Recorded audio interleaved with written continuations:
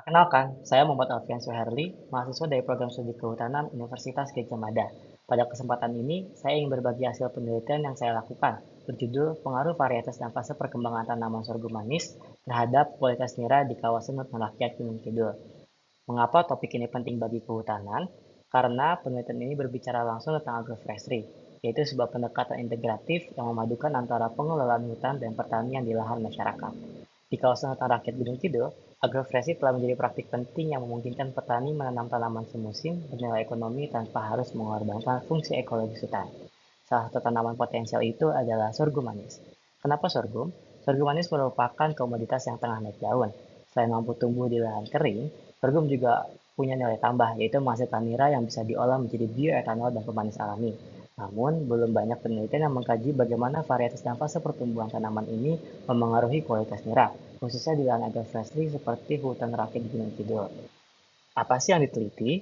Penelitian ini menggunakan 6 varietas sorghum manis, yaitu samurai, kawali, bioguma, KD4, ketan merah, dan ketan hitam. Masing-masing diamati pada 3 fase pertumbuhan penting, yaitu fase daun bendera, fase berbunga, dan fase masak fisiologis.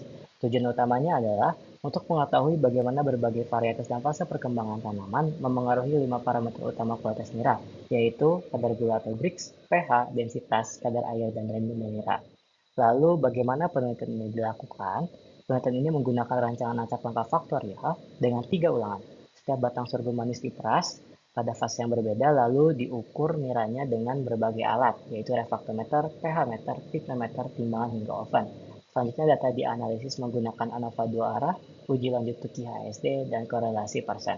Kemudian, apa hasilnya? Ternyata baik varietas maupun fase perkembangan punya pengaruh besar terhadap kadar Brix, densitas, dan kadar air mineral.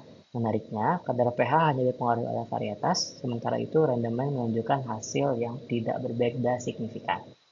Lalu siapa yang keluar sebagai juaranya? Varietas bioguma juaranya, karena unggul pada kadar Brix, pH, dan kadar air, tapi sayangnya nggak unggul di rendemen dan densitas. Selain itu, saat berbunga, tanaman menghasilkan mineral dengan Brix dan rendemen yang tertinggi. Lalu bioguma saat berbunga menjadi kombinasi yang paling mantap karena memiliki kadar Brix yang tinggi dan kadar air yang rendah.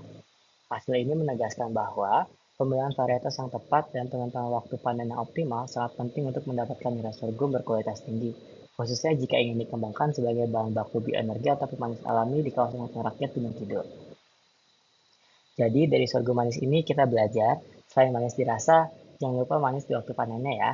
Semoga penelitian ini bisa jadi gula-gula kecil yang manis untuk masa depan agroforestry di Gunung Kidul. Terima kasih sudah menyimak, semoga hari kalian semanis sorghum.